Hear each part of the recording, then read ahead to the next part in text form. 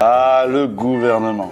Il vous adore et il veut vous protéger, assurer votre bien-être et fait même tout pour faciliter le paiement des impôts, des contraventions et des frais de tribunal. Comment? Eh bien pour le savoir, il vous faut connaître votre homme de paille. Il est né le même jour que vous et vous ressemble.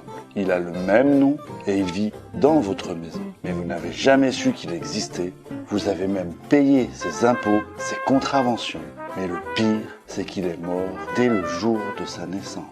De chaque certificat de naissance émerge une personne juridique, ou plutôt une fiction juridique, qui a le même nom que vous, pour vous amener à croire qu'il s'agit de vous. Donc, il y a un vous humain et un vous papier, plus communément appelé un homme de paille. Et quand il vous semble que le langage parlé par les officiels, les juges ou la police est de l'anglais, cela n'en est pas. C'est du jargon juridique employé pour obtenir votre accord sur des contrats verbaux ou écrits sans même le savoir. Tout provient du Black's Law Dictionary. Par exemple, lorsque la police vous demande « Vous comprenez ?», vous allez lui dire « Oui ». Mais ce qu'elle dit vraiment, c'est « Acceptez-vous de vous subordonner à notre autorité ?» Aïe aïe aïe, vous venez juste d'entériner un contrat verbal avec eux, ces futés agents du gouvernement. Savez-vous qu'à chaque fois que vous enregistrez quelque chose, vous en cédez la propriété à la personne de l'administration? Absolument. À chaque processus d'enregistrement auprès de l'administration, celle-ci considère que cela lui appartient. Vous immatriculez votre voiture? Génial! Maintenant, vous êtes le gardien immatriculé de votre propre véhicule. Et le gouvernement peut vous l'enlever si vous ne payez pas vos taxes d'homme de paille. Vous attendez un joli poupon? Ah bien! Alors il vous faut signer, pour votre petit chéri, un certificat de naissance et tout le processus peut recommencer en créant un nouvel homme de paille pour votre nouveau-né. N'est-ce pas génial? Donc, quand Junior va grandir, il pourra générer des revenus exactement comme vous. La signature du certificat de naissance représente la déclaration de votre enfant à l'administration et le place ainsi sous la tutelle de l'État. Et si celui-ci n'est pas content de l'éducation que vous lui donnez, il s'arrogera le droit de changer les règles ou de vous en enlever la garde. Pas assez d'école, non déclaré, trop bruyant, et ce sera direction les services sociaux pour les petits. Quand vous recevez une facture, elle concerne votre homme de paille, pas vous. C'est pourquoi les factures, les contraventions et les commandements commencent par monsieur, madame ou mademoiselle.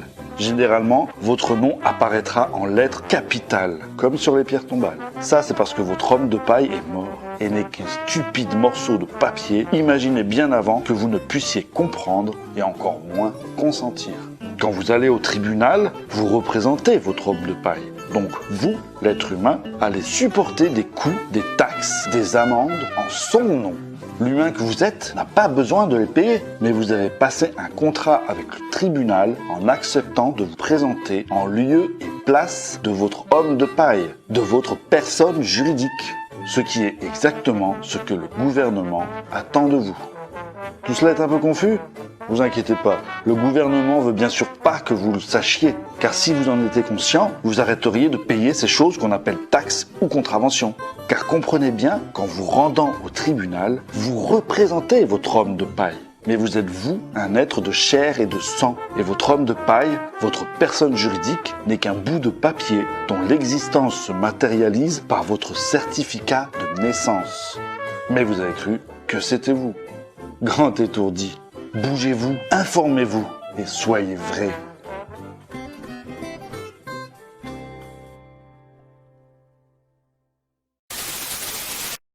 Vous n'êtes pas une personne, vous êtes un être humain. Qu'est-ce qu'une personne? Dans le langage courant, la majorité des êtres humains parlant le français utilisent ce terme pour désigner leurs semblables. Dans le langage juridique, seul reconnu des institutions faisant valoir leur légitimité à travers sa hiérarchie des normes, une personne est une représentation fictive qui lie un être humain à l'État, sa constitution, ses traités, ses lois. Le dictionnaire juridique indique ainsi « Personne, nom féminin issu du latin persona, signifiant masque de théâtre, être qui jouit de la personnalité juridique, sujet de droit ». L'on pourrait arguer qu'il s'agirait d'une transformation de l'usage avec le temps du langage courant, mais la seule langue reconnue par l'état de droit, c'est le langage juridique, en dépit des règles édictées par l'Académie française, décrié notamment comme étant du latin de cuisine, du mauvais latin. dont les usages diffèrent des règles grammaticales en vigueur, utilisées au quotidien par des êtres humains vivants. De fait, il y a méprise, le langage juridique n'étant pas du français, bien que s'y référant, car il n'en respecte pas les règles. C'est une toute autre langue, nommée par certains glossa, glose, ou encore langue scripturale.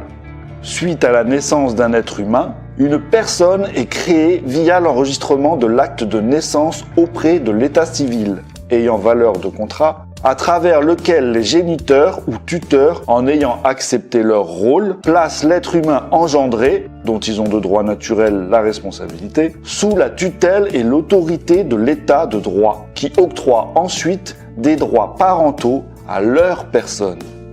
Usuellement, les géniteurs ou responsables, en tant qu'être humain, lui donnent un ou des prénoms qui, en l'associant à leur nom de famille, devient le nom d'être humain.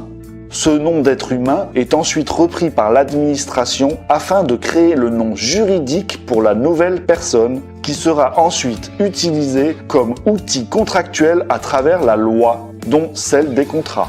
Ce dernier n'est pas retranscrit en français, les règles stipulées par l'Académie étant claires, un nom s'écrivant en commençant par le ou les prénoms, suivis du nom de famille, et ces derniers s'écrivant avec leurs premières lettres en majuscules et celles qui suivent en minuscules.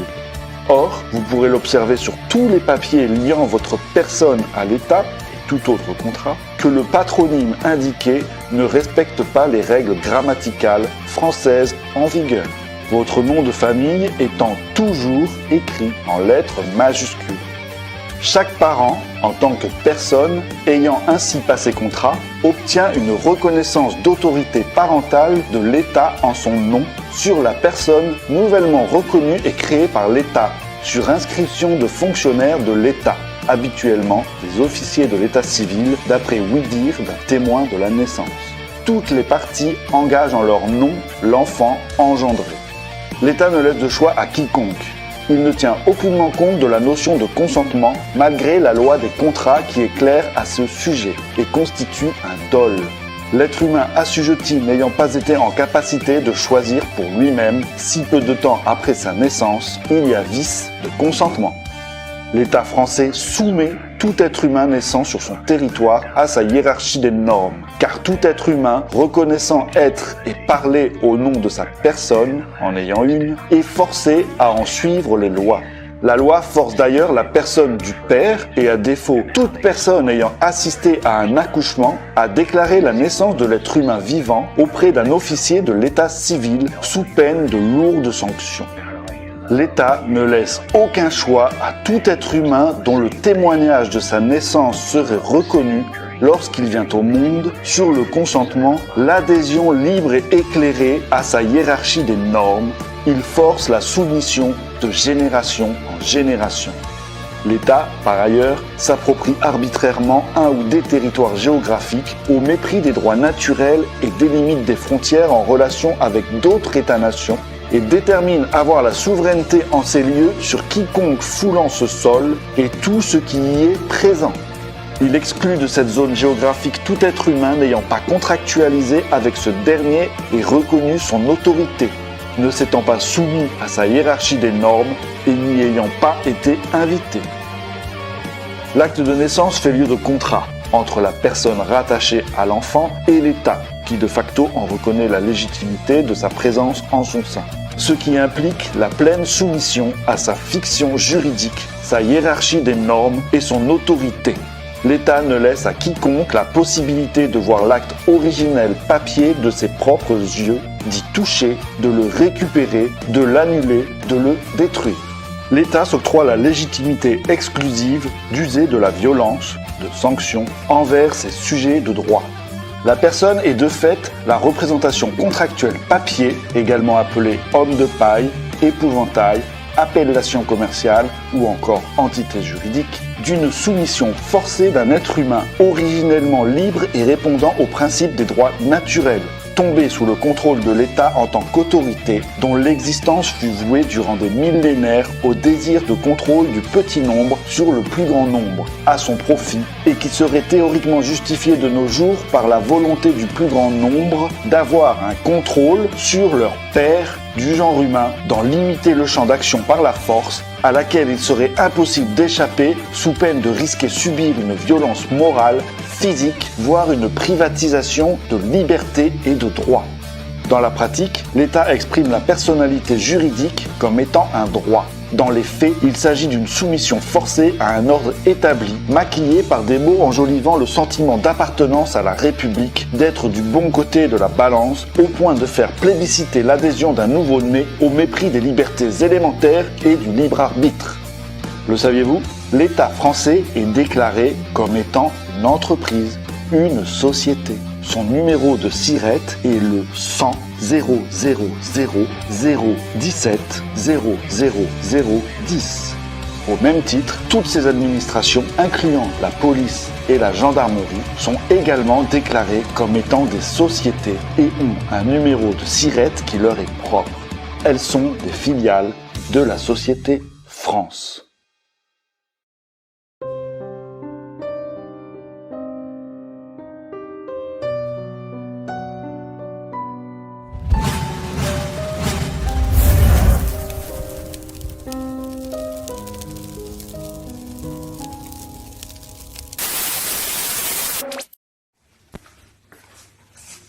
Allume la lumière, s'il te plaît. Voilà. À mon boulot, on fait la promotion du vaccin. C'est pas un vaccin provisoire, non, c'est un vrai. On peut se faire vacciner, c'est pas un test. Voilà. Hein, comme ça, tout le monde va se vacciner. Hein.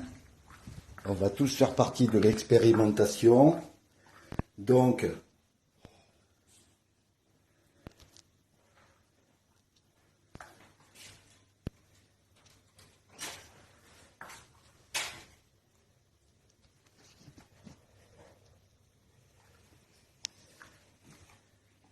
il en aurait peut-être fallu un peu plus. Je sais pas si on en a pas, si on en a assez sur la porte. Est-ce que tout le monde va voir?